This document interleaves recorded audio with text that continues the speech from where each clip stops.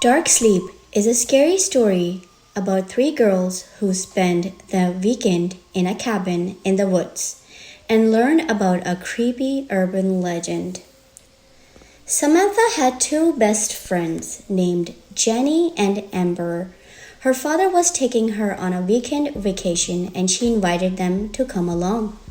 Her family owned a cabin in the woods, and on Friday evening, her father drove the girls up there. "See that lake?" asked Samantha when they arrived. "That's Lake Samantha. My dad grew up here. He loved it so much, he named me after it." That night, after they had unpacked their things, the three girls sat around and thought of ways to amuse themselves. "Does anyone have any spooky stories?" asked Amber. "I have one," said Jenny. "It's a true story too.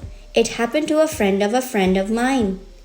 She was babysitting these two little kids one night. She's sitting in the dark by herself watching TV, and the phone rings. She goes over and answers it, and hears a voice on the other end, breathing really heavy, and it says, "Have you checked on the children?" "Jenny, come on," Amber interrupted. "Everybody's heard that one. That's the lamest scary story ever. Does anyone else have a story? One that's actually true?" "I know one," Samantha said. "About 10 minutes hike from here, there's an old broken down house. We passed it on the way up here. It's out in the middle of nowhere, tucked away off a narrow little side road. A long time ago, a man lived there. His family were really wealthy, and they owned hundreds of acres of land around here. This man met a simple country girl from a simple country town, and they fell in love. His family wasn't too happy about it. They didn't think the girl was good enough for him, but he ignored them. He was an independent type of guy, and he went off and built a little house on a chunk of their land, out in the middle of nowhere. He married this girl, and everything was wonderful. They had a daughter, and eventually they had a son. This is where the story starts to go bad. Their son was sick, not physically, but mentally. He was sick in the head. He wasn't mentally disabled or anything. He was just a little off.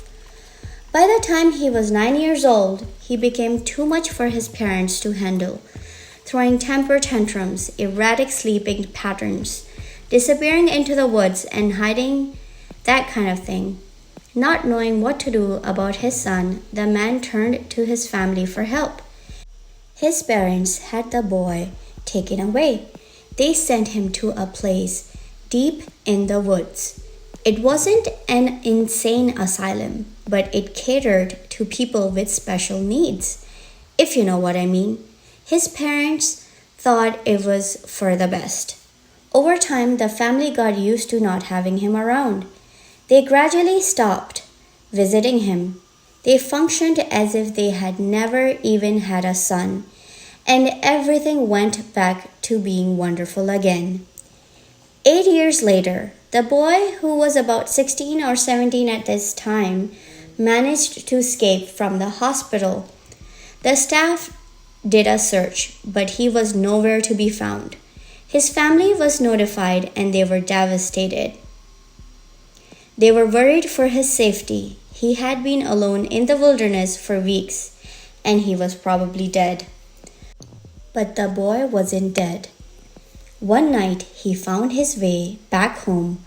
He crept into his house, and one by one he slaughtered his entire family. His father, his mother, his sister, all of them chopped to pieces. With the blood still dripping from his axe, he disappeared into the woods. When the grisly remains of his family were discovered, a few days later, the townsfolk in the surrounding area were horrified. The police tried to find the boy, but it was no use. To this day, he has never been found. Since then, every year around the harvest time, people have started to go missing, and in their place, a corn husk doll would be left behind. Legend has it, the boy still roams the woods around these parts. The surrounding towns have bought into the legend and they hang dolls by their front door for protection. They say if the boy sees a doll hanging from the door of a house, he will pass that house by and leave the residents in peace. Nobody knows if it's true or not, but there's a doll hanging from the door of every house in town. That's so creepy, cried Jenny. Do you have a doll on your door? Of course, said Samantha. My dad says he doesn't believe the legend, but we hung one just in case.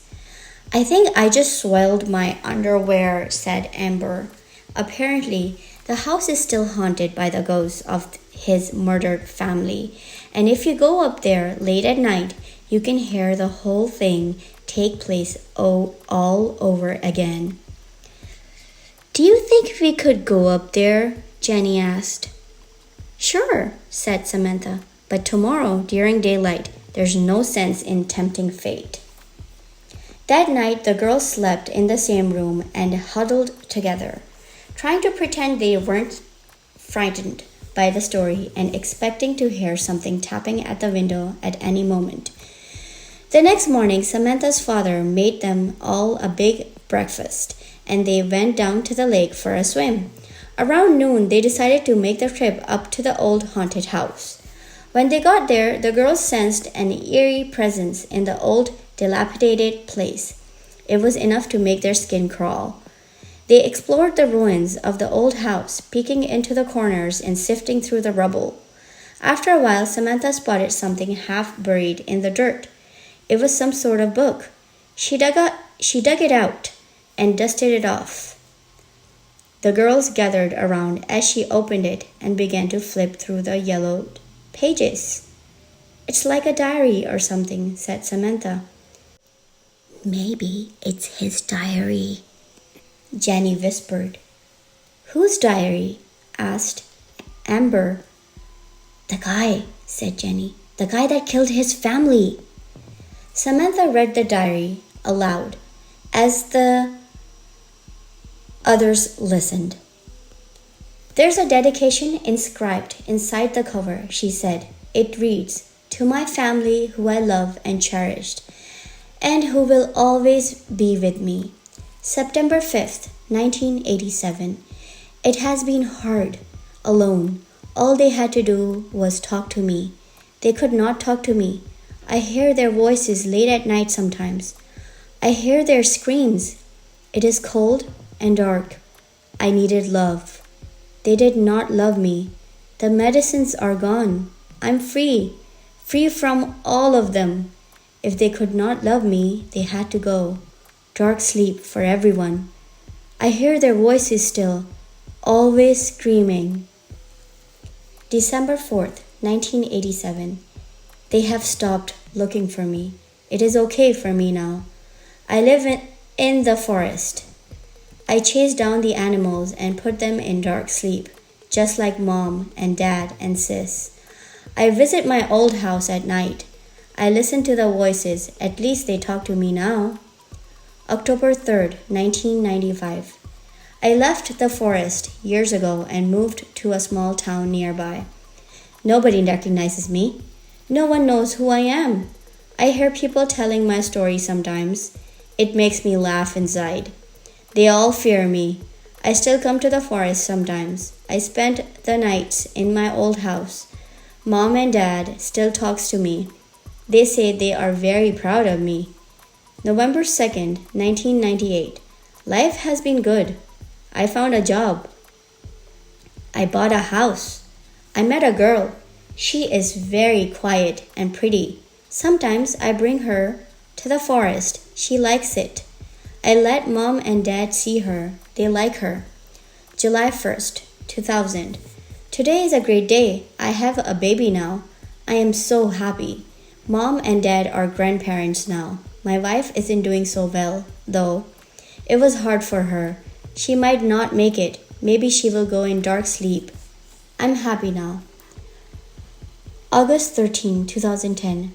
I'm so proud of my child. She is just like me, except she's much smarter. She has no problems. She doesn't hear the voices. She goes to school and has a lot of friends. Not like me. Sometimes I take her to the woods. I love her so much.